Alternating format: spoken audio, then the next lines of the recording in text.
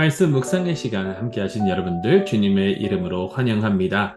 지난주 저희는 아담과 하와를 통해서 난 자손들 중에 가인의 자손들과 또 셋의 자손들 그리고 그들이 대조되는 그러한 모습을 함께 살펴봤습니다. 죄로 계속되는 그 가인의 후손들과 또 하나님의 은혜를 입어서 하나님 앞에서 축복을 누리면서 살고 온전한 삶을 충만한 삶을 살게 된 그 셋의 자손들 그리고 그 하나님의 은혜 때문에 그들은 이 세상에서 오랫동안 장수하면서 살 수 있다라는 것을 함께 나눴습니다. 그런 셋의 자손들 가운데 하나님께서 특별히 사랑하시고 은혜를 준 자손이 있는데 그에 대해서 오늘 함께 나누고자 합니다. 그의 이름은 노아입니다. 창세기 6장 5절에서 8절 말씀 먼저 한번 살펴보도록 하겠습니다. 여호와께서 사람의 죄악이 세상에 가득함과 그의 마음으로 생각하는 모든 계획이 항상 악할 뿐임을 보시고 땅 위에 사람 지으셨음을 한탄하사 마음에 근심하시고 이르시되 내가 창조한 사람을 내가 지면에서 쓸어버리되 사람으로부터 가축과 기는 것과 공중의 새까지 그리하리니 이는 내가 그것들을 지었음을 한탄함이니라 하시니라. 그러나 노아는 여호와께 은혜를 입었더라. 아멘. 하나님의 말씀입니다. 하나님께 감사드립니다. 여러분, 우리는 노아의 이야기를 참 잘 안다라고 생각을 합니다. 노아가 하나님께서 이 세상을 딱 보셨을 때 너무나도 죄가 충만하니까, 죄가 가득하니까 하나님께서 이제 이 세상을 심판하시는데, 그러기 위해서 심판을 하실 때에 노아는 그래도 의로운 사람이었기 때문에, 노아는 의로워서 하나님께서 그를 살리시려고 방주를 만들게 하시고, 또 이 세상의 모든 그 공중에 있는 새와 가축과 기는 것들을 구원하시기 위해서 그 방주에 같이 들어가게 하시고 40일 동안 주야로 이제 비가 내리고 이 세상에 물이 가득 차서 모든 사람과 방주 밖에 있었던 그 모든 짐승들이 다 죽었다라는 그 이야기.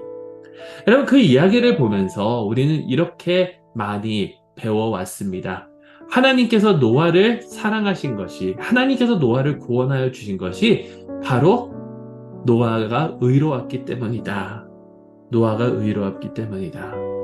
근데 여러분, 노아는 왜 의로웠을까요? 하나님 보시기에 노아는 왜 의로웠을까요? 노아가 죄가 없어서 그렇습니까? 그거는 아닙니다. 이 세상의 모든 사람은 다 죄인으로 태어났고 이 세상에 의인은 없나니 하나도 없다라는 게 성경이 저희에게 가르쳐주고 있는 것입니다. 근데 노아는 왜 성경 말씀에 의롭다 칭함을 받고 왜 하나님께서 그를 구원하셨을까요? 그 이유는 오늘 나오는 그 8절 말씀입니다. 그러나 노아는 여호와께 은혜를 입었더라. 여호와께 은혜를 입었으니까 여러분, 우리가 의롭게 여겨질 수 있는 것, 우리가 구원을 받을 수 있는 것, 구원의 모든 그 시작점은 어디냐면 우리가 하나님 앞에서 올바르게 행동하고 하나님 앞에서 잘하고 그래서가 아니라 하나님께 은혜를 입었기 때문임을 우리는 기억해야 합니다. 노아는 하나님께서 그를 은혜로 대해주셨기 때문에 그 하나님의 은혜가 그 노아로 하여금 하나님 앞에서 의롭게 보이게 되는. 자, 그런데 어떻게 그렇게 됐을까요? 노아는 하나님께서 그에게 은혜를 주셨는데 왜 그는 의롭다 여김을 받았을까? 여러분, 노아는 하나님께서 그렇게 은혜를 주셨을 때에 하나님의 약속을 믿었기 때문이라는 거죠.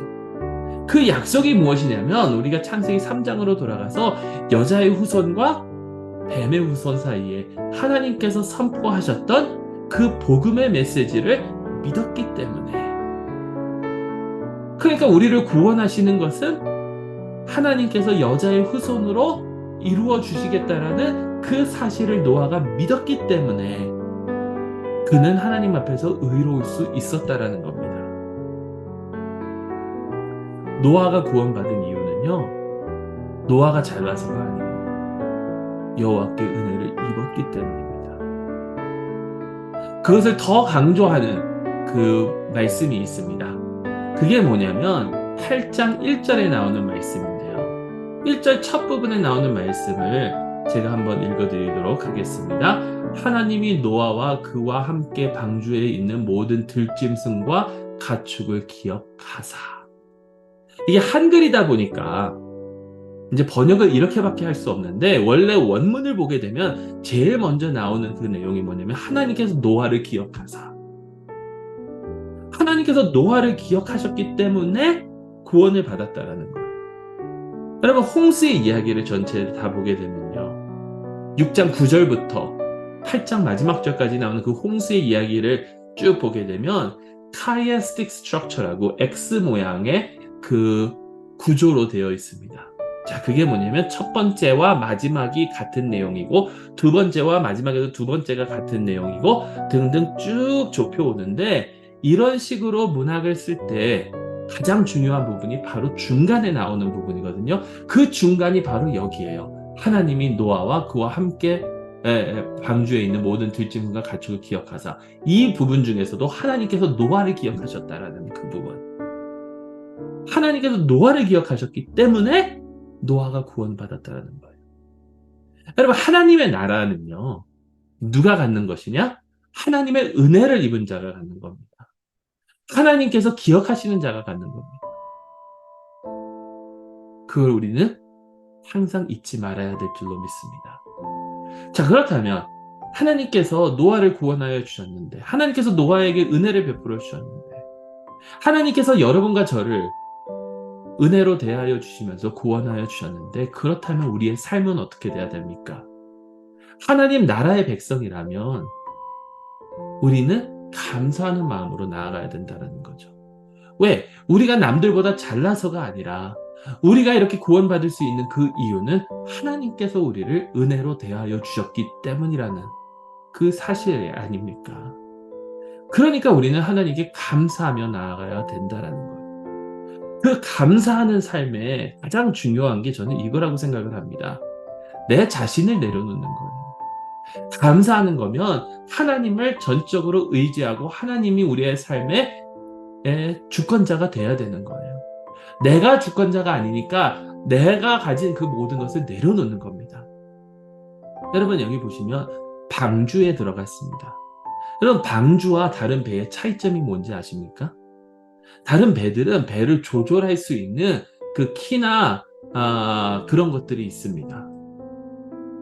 근데요, 방주는 그게 없어요. 내가 좌로 가고 싶으면 그 배에서 좌로 갈 수 있게 조절을 해야 되는데, 방주는 그게 없습니다. 그게 뭐냐면 내가 더 이상 내 삶을 좌지우지하지 않겠다. 내려놓는 거예요. 오로지 하나님께 전적으로 맡기는 겁니다. 하나님께 모든 것을 내려놓고 전적으로 내 삶을 맡길 수 있는 자들만이 하나님 나라의 자녀임을 우리는 잊지 말아야 될 것입니다. 하나님께서 우리를 은혜로 구원하여 주셨습니다. 그러니 감사하는 마음으로 내 삶의 주권을 하나님께 맡길 수 있는 저희 모두가 될 수 있기를 간절히 소망합니다. 우리 잠시 이 다음에 두 가지 정도 한번 묵상하도록 하겠습니다. 먼저, 모든 구원의 시작은 하나님의 은혜입니다. 그렇다면 여러분, 나는 과연 하나님의 은혜에 늘 감사하며 지금 살고 있습니까? 두 번째 질문입니다. 감사의 삶의 조건은 내 자신을 버리고 하나님께 순종하는 데 있습니다. 하나님께 맡기는 데 있습니다. 나의 삶 가운데 내가 지금 버리려고 노력해야 하는 그 한 부분은 무엇인가요? 여러분, 더 많이 생각해 보시지 마시고 한 부분만 생각해 보세요. 그리고 그것을 실천하기 위해서 이번 주 내가 할 수 있는 한 가지는 과연 무엇인가요? 하나님의 은혜가 여러분과 함께 하시기를 간절히 소망합니다.